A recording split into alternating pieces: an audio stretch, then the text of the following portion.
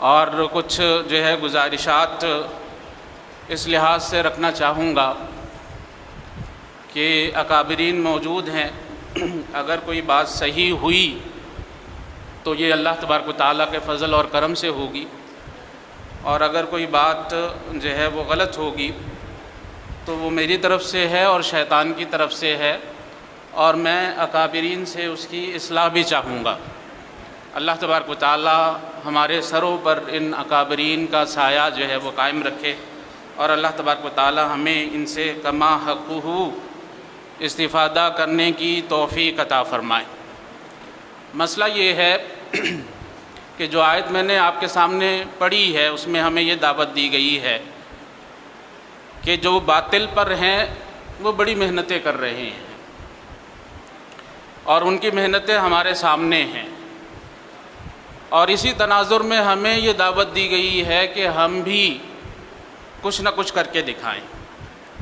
ہمیں جو ہے ہماری محنتوں کو ان سے کہیں زیادہ ہونا چاہیے، اور یہ اللہ تبارک و تعالیٰ کی محبت کے حصول کا بھی ایک ذریعہ ہے۔ جس قدر آپ زیادہ محنت کریں گے، جس قدر آپ زیادہ تگ و دو کریں گے، جس قدر آپ زیادہ جان لگائیں گے، اسی قدر اللہ تبارک و تعالیٰ کے قریب ہو جائیں گے۔ وہ حدیث سب کے علم میں ہے کہ المؤمن القوی احب الی اللہ تبارک و تعالی من المؤمن الضعیف وفی کل خیر۔ تو جس قدر جو ہے وہ محنت کی جائے گی اس قدر جو ہے وہ اللہ تبارک و تعالیٰ کے ہاں ہمارا کوئی نہ کوئی کچھ نہ کچھ مقام بن جائے گا۔ تو یہ ضرورت ہے، یہ تقاضا ہے۔ فیض الابرار صاحب نے جو ہے وہ آیت آپ کے سامنے پڑھی ہے، وَاعْتَصِمُوا بِحَبْلِ اللَّهِ جَمِيعًا وَلَا تَفَرَّقُوا، کہ اللہ تبارک و تعالیٰ کی رسی کو مضبوطی سے تھام لیا جائے۔ ہمارے ہاں کہا جاتا ہے الاعتصام بالکتاب والسنہ، اور ہمارا تو دعویٰ بھی یہی ہے کہ ہم کتاب و سنت والے ہیں، ہم اہل حدیث ہیں۔ تو اس کا مطلب ہے کہ یہ خطاب ہمارے لیے ہی ہے، اور آگے ہمیں یہ تنبیہ کی گئی ہے کہ ولا تفرقوا، ہمیں جو ہے وہ آپس میں اختلاف نہیں کرنا چاہیے، اور آپس میں ایک دوسرے کے ساتھ مل جل کر کام کرنا چاہیے۔ یہ تھوڑا آہستہ ہی رکھے، میرا خیال ہے آواز سے ہی جا رہی تھی۔ تو ہمیں جو ہے وہ مل جل کر کام کرنا ہے، اور یہ جو مل جل کر کام کیا جاتا ہے اس وقت یہ کام ممکن ہوتا ہے جب مفادات ایک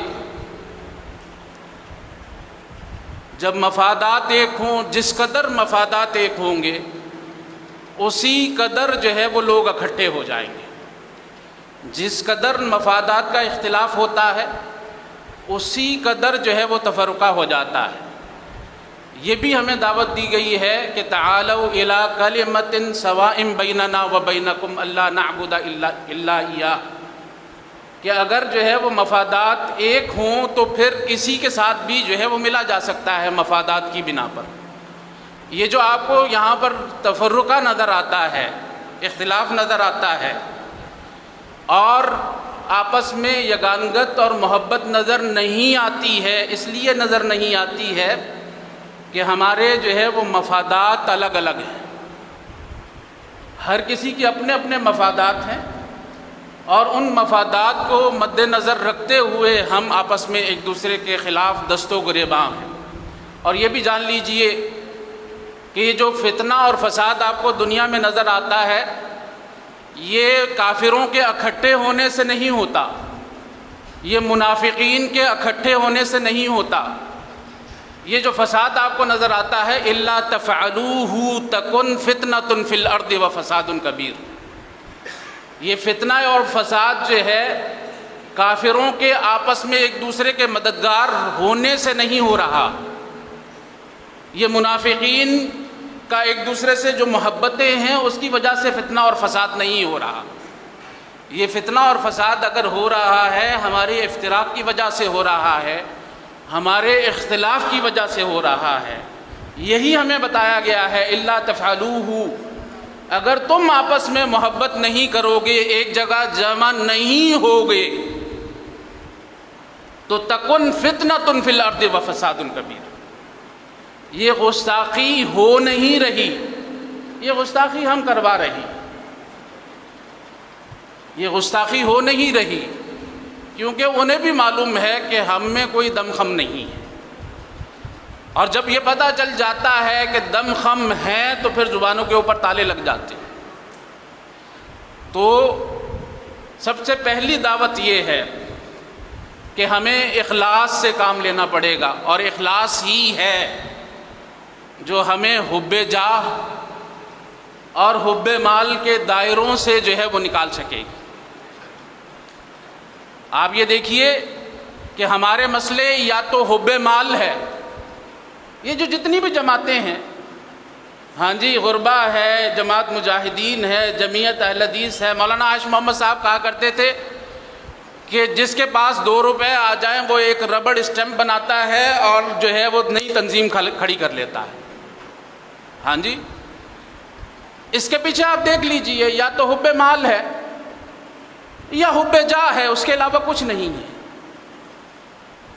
اور ان بتوں سے نکلنے کے لیے ہمیں اللہ تبارک و تعالیٰ کے لیے جو ہے وہ اکٹھا ہونا پڑے گا، اخلاص سے کام لینا پڑے گا۔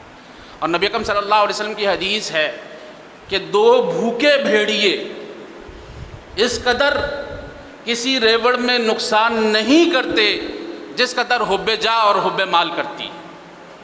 اکٹھا کس طرح ہونا ہے؟ نماز ہمیں بتاتی ہے کس طرح اکٹھا ہونا ہے۔ یہ 5 سرپرست بنائے ہوئے تھے، 5 الگ جماعتیں ہونی چاہیے تھی۔ ہاں جی، آپ نے ایک کو امام بنایا ہے، سارے پیچھے کھڑے ہو گئے ہیں، اختلاف ختم ہو گیا ہے۔ اور اسی طرح اختلاف ختم ہو سکتا ہے۔ میں اس حدیث کے اوپر اختتام کر دیتا ہوں۔ یہ جو نماز ہے ہمیں، یہ ہر معاملے کے اندر ہماری جو ہے وہ رہنمائی فرماتی ہے، ہر معاملے کے اندر رہنمائی فرماتی ہے۔ حضرت ابو مسعود رضی اللہ تعالی عنہ روایت کرتے ہیں، نبی اکرم صلی اللہ علیہ وسلم ہمیں کندھوں سے پکڑ پکڑ کر ملا کر کھڑا کیا کرتے تھے۔ ہاں جی، ملا کر کھڑا کیا کرتے تھے، اور کہا کرتے تھے کہ تمہارے کندھے بھی برابر ہونے چاہیے، تمہارے پیر بھی برابر ہونے چاہیے۔ اس طرح جو ہے وہ اکٹھا کیا جا سکتا ہے۔ لا تختلفوا، اگر ظاہراً اختلاف ہوگا تو وہ اختلاف یہاں بھی پہنچے گا۔ لا تختلفوا، جب ظاہراً اختلاف ہوگا، جامعہ ستاریہ کے مفادات الگ ہوں گے، جامعہ ابی بکر کے مفادات الگ ہوں گے، جب ظاہر میں اختلاف ہوگا تو پھر یہ اختلاف یہاں بھی پہنچے گا۔ فتختلف قلوبکم، اور پھر نبی اکرم صلی اللہ علیہ وسلم فرماتے ہیں وَلِيَلِيَنِّي، ذمہ داری کس کی ہے؟ میرے قریب وہ ہوں اولو الاحلام منکم والنہی، ذمہ داری ان کی ہے۔ مجھے تو زبردستی کا سرپرست جو ہے وہ بنایا گیا ہے۔ جس دن سرپرست بنایا گیا الحمدللہ اس دن بھی نہیں بتایا گیا، ہاں جی، اور نہیں تو جو ہے وہ میں آج آپ کے سامنے کہتا ہوں کہ یہ انتہائی نالائق اور نااہل آدمی کو سرپرست بنا دیا گیا، ہاں جی۔ اور پھر سنجیدگی ہماری ایسی ہے کہ اس پروگرام کے بارے میں مجھے کل جو ہے وہ بتایا گیا ہے۔ یہ ہماری سنجیدگی اور جو ہے یہ ہمارے کام کرنے کا انداز ہے، یہ ہمارا جو ہے وہ کام کے اندر خوبصورتی ہے۔ تو دشمن کس طرح کام کر رہا ہے؟ والذین آمنوا اشد حبا للہ،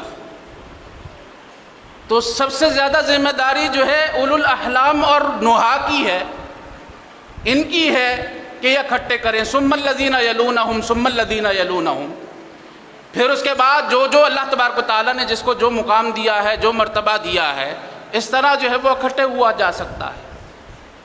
بہرحال یہ باتیں کچھ جو ہے وہ کی ہیں، اور جیسے میں نے عرض کیا تھا کہ یہ باتیں صرف اور صرف ایک سبق جو ہے وہ سنا ہے بزرگوں سے، وہ آپ لوگوں کے سامنے رکھا ہے۔ اگر یہ صحیح ہے تو اللہ تبارک و تعالی ہمیں اس کے اوپر عمل کرنے کی توفیق عطا فرمائے، اور اگر یہ غلط ہے تو اللہ تبارک و تعالی جو ہے علماء موجود ہیں، ہماری اصلاح فرما دے۔ سبحان ربک رب العزت عما یصفون وسلام علی المرسلین والحمد للہ رب العالمین۔